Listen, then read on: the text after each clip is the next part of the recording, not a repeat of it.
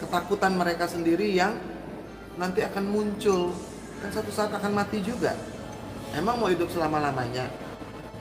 Pada saat sekarat mereka akan mengingat semua kejahatan itu dan sudah tidak ada waktu lagi untuk menebusnya. Kenapa? Itu yang akan menghantui.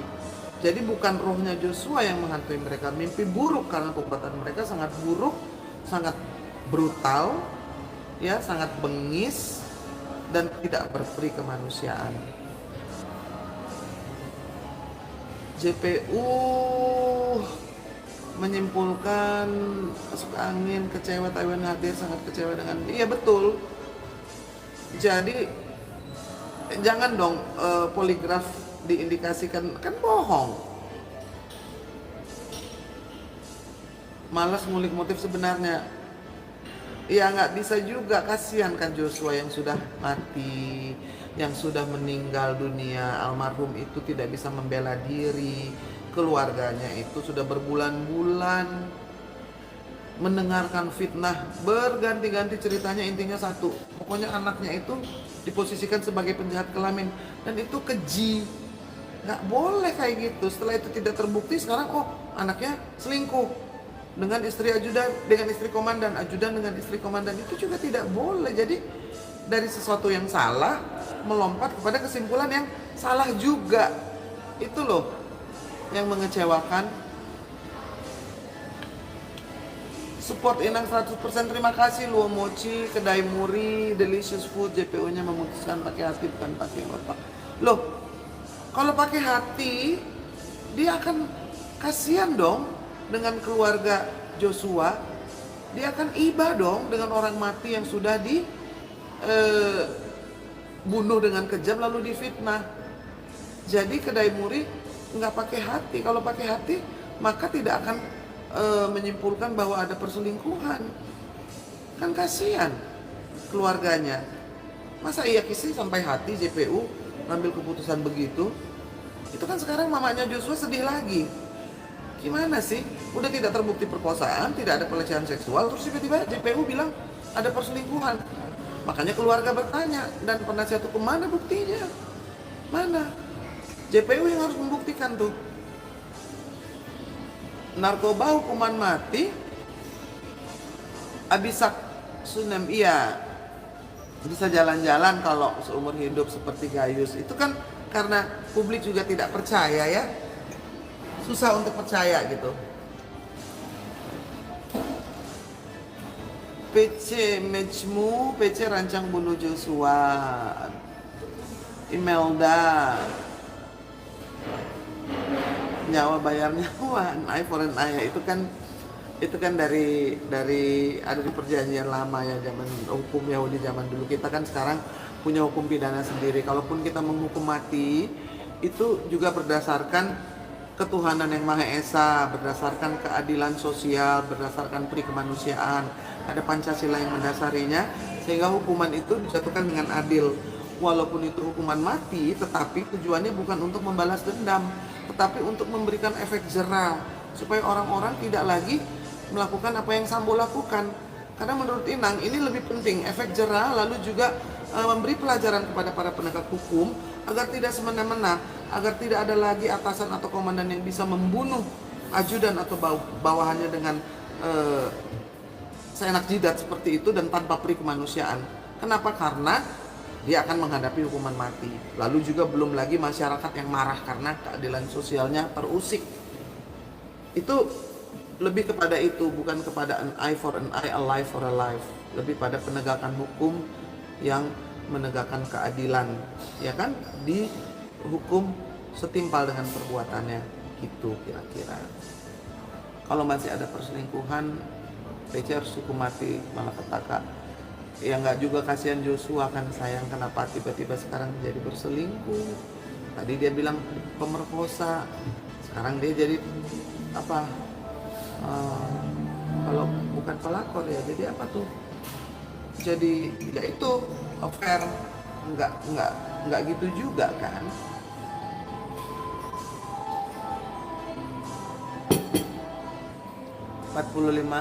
menit. Selamat berlibur Horas Inang, termasuk yang kecewa Doni Darmawan. Ya sama-sama. Nanti ini ya, tolong kasih komen ya. Ini kan udah 45 menit, tadi Inang kira 40 menit saja ini dari Bali, karena supaya kita tetap update, supaya kita juga tetap memberikan opini, supaya kita tetap juga mengawal ini bersama-sama, karena ini kan penegakan hukum tidak bisa dilakukan sendiri, harus bersama-sama. Dan ini urusan siapa? Urusan polisi? Bukan. Urusan hanya Sambo dan keluarga Joshua saja? Bukan. Urusan kita seluruh rakyat Indonesia yang masih mau tinggal di negeri tercinta ini, supaya penegakan hukumnya bisa lebih baik. Benar nggak? Paras Inang sayang, bukan perselingkuhan, tapi si putri genit yang mau perkosa Joshua. Nah, menurut Dr. Reza Indragiri Nur Azaria, ini lebih masuk akal dari hubungan relasi kuasa. Jika ada pemerkosaan, maka yang diperkosa adalah Joshua, pemerkosanya adalah PC. Itu baru masuk akal.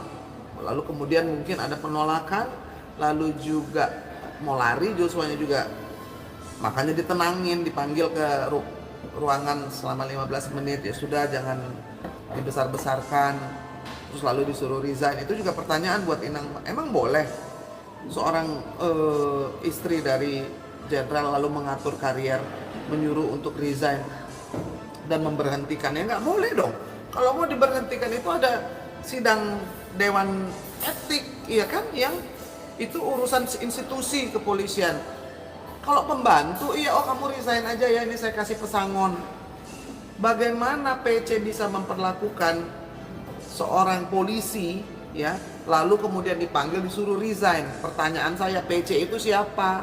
Ketua Dewan Etik. Kok bisa dia suruh Joshua resign? Kenapa disuruh resign kalau habis diperkosa? Kalau orang memperkosa, kita ketemu dia, kita siram pakai kopi panas, atau kita panggil satpam atau panggil orang, suruh tangkap, suruh laporin polisi, bukan disuruh resign. Selain itu tidak masuk akal, dia juga tidak punya hak. Nah, ini pertanyaan nih bagi Inang, siapa dia sehingga bisa menyuruh seorang polisi untuk resign? Gitu.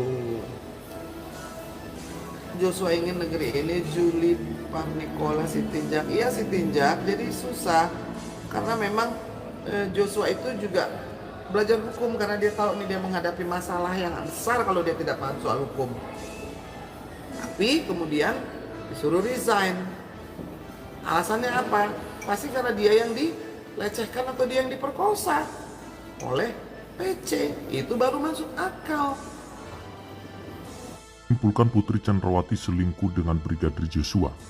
Tim Jaksa Penuntut Umum menyimpulkan terjadinya perselingkuhan antara Putri Chandrawati dengan Brigadir Nofriansah Yosua Huta Barat atau Brigadir J pada Kamis 7 Juli 2022 di Magelang, Jawa Tengah. Bahwa benar pada hari Kamis 7 Juli 2022, sekira sore hari di rumah saksi Ferdi Sambo di Magelang, terjadi perselingkuhan antara korban Nofriansah Yosua Huta Barat dengan saksi Putri Chandrawati, kata tim JPU di Pengadilan Negeri Jakarta Selatan pada hari Senin kemarin.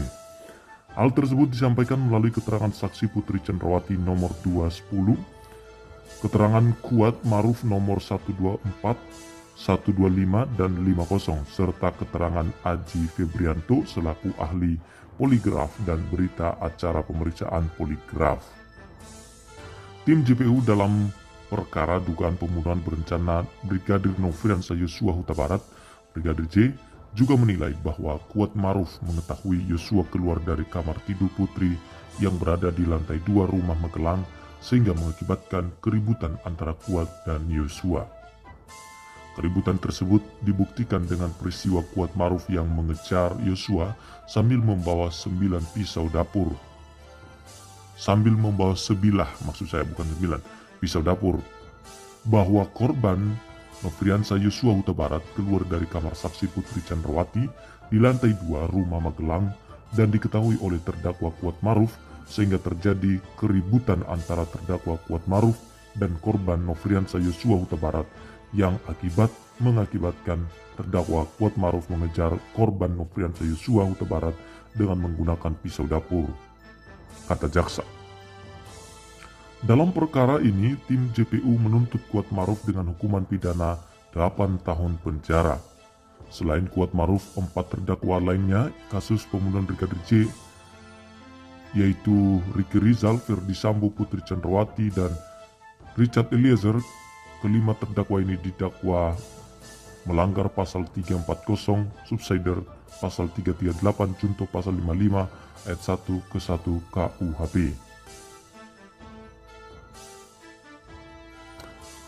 Ya, majelis hakim yang menjadi harapan dari keluarga yang nanti bisa memutuskan perkara ini sesuai dengan undang-undang.